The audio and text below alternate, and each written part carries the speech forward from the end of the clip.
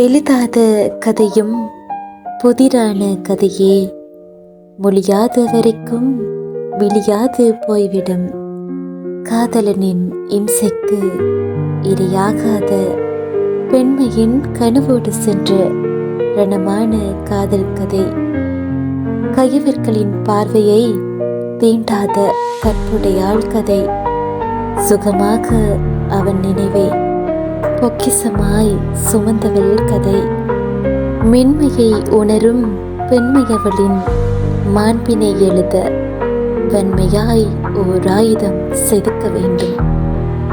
கனவாளனுக்கென்று மனதை ஒயிலால் எழுதி கொடுத்தவளது கதைகள் தாள்களில் எழுதப்படவில்லை என தாள்களும் போராட்டம் செய்கின்றனவே.